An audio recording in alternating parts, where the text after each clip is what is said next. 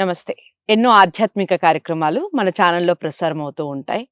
ధర్మానికి రూపంగా నేను భావిస్తూ ఉంటాను. తండ్రిలా భావిస్తూ ఉంటాను. మనందరికీ సుపరిచితులు.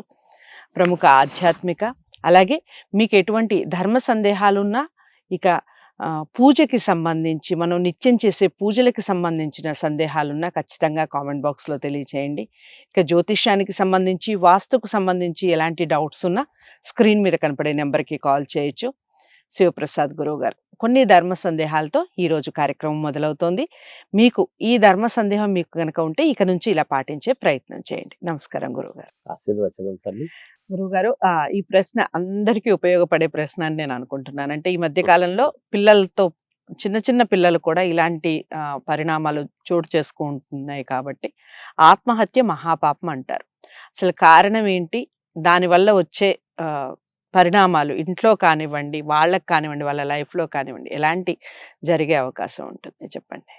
అమ్మ, ఆత్మహత్య మహాపాపం అనేటువంటిది ఒక్క మాటతో అంటున్నారు మామూలుగా. ఎన్ని అనర్థాలకు దారి తీస్తుంది అనేటువంటిది మనము గమనించాలి. అవును. మనము కావాలి అని కోరుకుంటే భగవంతుడు మనకి జన్మ ఇవ్వలేదు. జంతువునాం నరజన్మ దుర్లభం అన్నాడు. అసలు మానవ జన్మ అనేటువంటిది రావటమే చిన్న చిన్న నల్ల చీమ ఎంత ఉంటుంది, ఎర్ర చీమలు ఎంత ఉంటాయి, అంత చిన్న చీమ దగ్గర నుంచి ఎన్నో లక్షల జీవరాశులన్నీ దాటుకొని మనము ఈ పరమ పవిత్రమైనటువంటి ఉత్కృష్టమైనటువంటి మానవ జన్మకు వచ్చాం.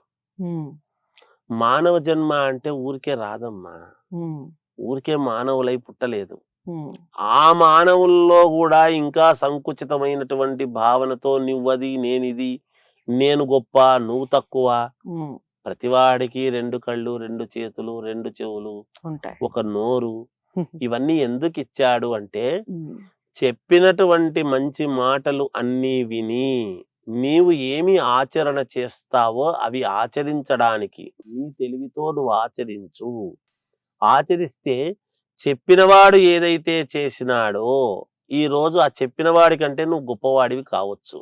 ఎలా అవుతారు గురువు గారు అంటే, మనకు విద్య నేర్పించినటువంటి గురువు అక్కడే ఉంటున్నాడు. మన తర్వాత వాళ్లకు విద్య చెప్పాడు, మా తర్వాత వాళ్లకు విద్య చెప్పాడు, ఆ తర్వాత వాళ్లకు విద్య చెప్పాడు. ఆ విద్య చెప్పించుకున్నవాడు ఒకడు లాయర్ అవుతున్నాడు, ఒకడు సిఏ అవుతున్నాడు, ఒకడు ఇన్స్పెక్టర్ అవుతున్నాడు, ఒకడు దేశాన్ని ఏలేటువంటి రాజకీయ నాయకుడు అవుతున్నాడు. ఆ ఉపాధ్యాయుడు మాత్రం అక్కడే ఉంటున్నాడు, అక్కడే రిటైర్డ్ అవుతున్నాడు. మరి గురువును నేర్పించినటువంటి దాని వలన శిష్యుడు గొప్పవాడైనాడా? అయ్యాడు. ఒప్పుకోవాలనా? ఒప్పుకొని తీరాలి. అప్పుడు ఎంత పాండిత్యము ఉండి చెప్పేటువంటి వాడు చెబుతూ ఉన్నా, చెప్పింది ఎప్పుడైతే చెప్పింది చెప్పినట్టుగా మనము పాటిస్తున్నామో మనంత గొప్పవాళ్ళు ఇంకోరు ఉండరు. చెప్పిన వాడి కంటే కూడా గొప్పవాళ్ళం కావచ్చు. అది అర్థం చేసుకుని జీవితాన్ని ముందుకు నడపవలసినటువంటి బాధ్యత ఉన్న మనము అపామార్గములో నువ్వు అది, నువ్వు తక్కువ, నేను ఎక్కువ, నువ్వు ఇలా చేయకూడదు, నువ్వు ఇలా చేయకూడదు అని మళ్ళీ దీంట్లో సంకుచితముగా పోట్లాడుతూ నీది ఈ స్థానము, నాది ఈ స్థానము అనుకుంటూ పోట్లాడుతున్నాం. మనమంతా ఎవరం? మానవులం. మానవ జన్మ. మా నవజన్మ అంటే ఎప్పుడూ కూడా నవత్వముగానే, కొత్తగానే ఉండేటువంటిది. అయిపోయింది జీవితము, ఇంకేం లేదు, ఇవన్నీ కాదు. అటువంటి మానవ జన్మ మనము ఎత్తినప్పుడు ఏ కారణము చేతనైనా ఇంకొకరి దాని వల్ల ఆత్మహత్య అంటే ఆత్మ ఏమిటి, అంతరాత్మ ఎలా ఒప్పుకుంటుంది? ఎంత బలముగా అనిపిస్తే మనము ఆ బలవన్ మరణానికి దారి తీసుకుంటున్నాము. అది మహాపాపము. అంటే చేసుకున్న తర్వాత నొగన్నే కదా పోతాను, ఏముంది అనుకోవచ్చు. కానీ ఒకరికి పుట్టినాము అన్నప్పుడు ఆ పుట్టినందుకు గాను తల్లిదండ్రులు ఎంత సంతోషించుంటారు, మన మీద ఎంత ఆశ పెట్టుకొని ఉంటారు, మన మీద మనం ఎంత గొప్పవాళ్ళం అవుతామనో, లేదా గొప్పవాళ్ళము కాకపోయినా మన జీవితము వాళ్ళ కళ్ళెదురుగా మనము సంతోషంగా ఉండాలి, ఉమ్, లేదా అనుకూలవంతముగా మనకు చేతనైనంతలో ఉంటే వాళ్ళు సంతోషిస్తారు. ఉమ్, కానీ ఆ గర్భానికి కోత పెట్టేటువంటి అధికారము మనకెక్కడిది? ఉమ్, ఆత్మహత్య చేసుకుంటే ఏమవుతుంది అనంటే, చేసుకుంటే నా జీవితము గదా, నా ఇష్టము గదా అని చేసుకోవటము ఏది నీది గాదు. ఆ శరీరము నీది గాదు. ఆ ఉమ్, ప్రాణం నీది గాదు. ఉమ్, అంటే మరి ఉన్నా గదా, నేనే గదా, నాదే గదా ప్రాణం అని ప్రతివాడు నాదే అనుకుంటూ ఉంటాడు. ఉమ్, నీ ప్రాణం అయితే నీ శరీరం మాత్రమే పోతుంది గాని నీ ప్రాణం పోవడం లేదక్కడ. ఉమ్, అది మళ్ళీ ఇంకొకరిలోకి వెళ్ళిపోతుంది. అది ఇంకో చోట వెలుగుతుంది. కానీ నీ శరీరం అయితే ఇక్కడ పడిపోయింది. ఉమ్, ఆ శరీరము నీదా? కాదు గదా. నువ్వు కావాలని నాకు ఇలాంటి శరీరమే కావాలని నువ్వు అడిగితే ఇవ్వలేదు గదా భగవంతుడు. ఉమ్, ఇచ్చినందుకు నువ్వు పాటించాల్సినటువంటి విధానం ఏమిటి? ఉమ్, ఆ తర్వాత ఆత్మహత్య చేసుకున్న తర్వాత తల్లిదండ్రుల యొక్క పరిస్థితి ఏమిటి? ఉమ్, ఎంత బాధపడతారు?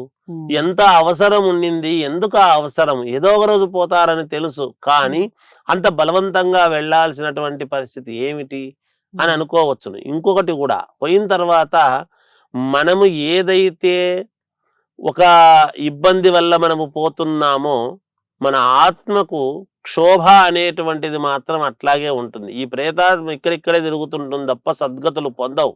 ఉమ్, ఎంత చేసినా పొందవు. ఉమ్, ఎందుకు? నీకు ఇంకా ఎంతో ఉండేటువంటి భవిష్యత్తు. ఎప్పటికైనా కానీ మనదై మనకు భగవంతుడు తీసుకువెళ్ళేంత వరకు ఉమ్, మనము తీసుకునే అధికారం మనకు లేదు.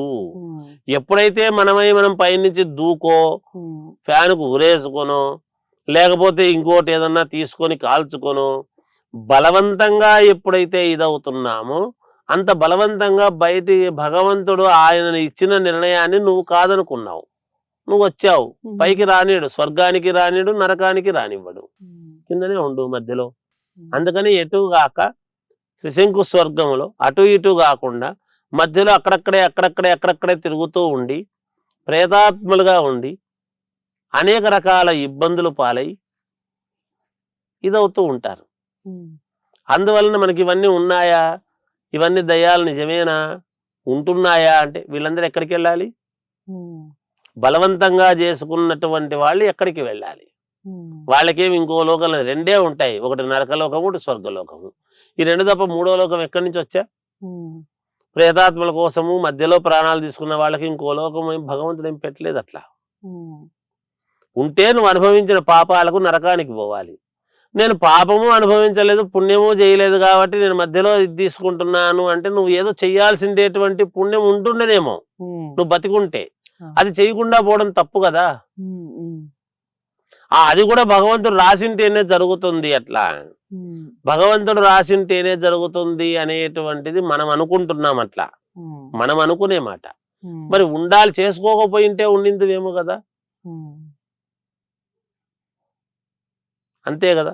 ఉమ్, బుద్ధి కర్మానుసారిని, కర్మను అనుసరించి మనకు గ్రహాలు ఉమ్, దాంట్లోనే కొంచెం జాగ్రత్త పడితే కొంతమంది ఆ ప్లేస్ వరకు పోయి మళ్ళా వెనక్కు వచ్చి ఉన్నతమైనటువంటి స్థితికి చేరుకున్న వాళ్ళు కూడా ఉన్నారు. అవును. అలా కూడా ఉంటుంది. అందువలన ఆత్మహత్య అనేటువంటిది మహాపాపము, నేరము, ఘోరము. అది చేసుకున్న వాళ్ళ యొక్క తల్లిదండ్రుల యొక్క పరిస్థితి కూడా చాలా దయనీయంగా ఉంటుంది. వాళ్ళు చాలా ఇబ్బందులు పడతారు. అట్లా బతికున్నప్పుడు ఇబ్బంది పెట్టడం కాకుండా చనిపోయి కూడా ఇబ్బంది పెట్టిన వాళ్ళమే అవుతాం కదా. అవును. అందుకని ఎవరూ కూడా అంత పిరికితనముగా ఆత్మహత్య చేసుకోవాల్సిన అవసరం లేదు. ఏదో ప్రపంచంలో ఒక అమ్మాయిని అభిమానిస్తే ఇంక అయిపోయింది జీవితము, ఇంక ఇది తప్ప లేదు అనో, లేకపోతే ఒక పరీక్ష ఫెయిల్ అయినంత మాత్రాన ఇంక జీవితంలో ఫెయిల్ అయినాము అనో, ఇది దేనికి చేసుకుంటారు ఆత్మహత్యలు? ఇవి కాక వేరే ఏముంటుందమ్మా చెప్పండి? అవును. ఏముంటుంది? నాకు కారు, నేను అనుకున్న కారు కొనలేకపోయినా అని చేసుకుంటున్నాడా? కాదు కదా. అప్పులు ఎక్కువైపోయి ఆత్మహత్య. అప్పులు మనం చేతులారా చేసుకున్నాం కదా అప్పులు అనేటువంటివి. ఉమ్, అప్పు చేసిన వాడికి తీర్చుకోవడం తెలియదా? ఇంకో అప్పు పుట్టదా? ఉమ్, 10 అప్పులు చేసినప్పుడు 11 ఎందుకు పుట్టాడు? ఈ 10 తీర్చడానికి. ఉమ్, కాబట్టి ఖచ్చితంగా పుడుతుంది. ఎవరూ చేసుకోనక్కర్లేదు. ఉమ్, ఏదో ఒక రోజు ఉమ్, ఒక మంచి దశకే చేరుకుంటారు గాక. ఎవరు అటువంటి ఇలాంటివన్నీ ఆలోచనలు చేసి అనాలోచితమైన పనులు ఎవరు చేసుకున్నా తప్పే అవుతుందని నా అభిప్రాయం. చాలా చక్కగా వివరించారు. ఈ మధ్య కాలంలో చాలా వరకు గురువుగారు చెప్పినటువంటి విషయాల్లో ఈ అప్పులు ఎక్కువగా అయ్యాయనో, లేకపోతే పరీక్షలు ఫెయిల్ అయ్యాయనో, లేకపోతే అమ్మాయిని ప్రేమించామని లేదా అబ్బాయిని ప్రేమించామని ఇంకొకరిని పెళ్లి చేసుకున్నారనో, మనం అనుకున్నవి జరగలేదనో, ఆత్మహత్యల వైపు మనసు మళ్ళటం అనేది మహాపాపం. దానికొచ్చే పరిణామాలు ఏ విధంగా ఉంటాయి? అసలు అలాంటి ఆలోచనే చేయకూడదు. చేస్తే మనం చేసిన పాపం మన కన్న తల్లిదండ్రులని కానివ్వండి, మన కుటుంబ సభ్యుల్ని కూడా పట్టి పీడిస్తుంది. ఈ విషయాన్ని అందరికీ షేర్ చేయండి, లైక్ చేసి ఇలాంటి వీడియోస్‌ని, ఛానల్‌ని సబ్స్క్రైబ్ చేసుకోండి. మరిన్ని ధర్మ సందేహాలతో మళ్ళీ నెక్స్ట్ ఎపిసోడ్‌లో కలిసే ప్రయత్నం చేద్దాం. అంతవరకు సెలవు. నమస్తే.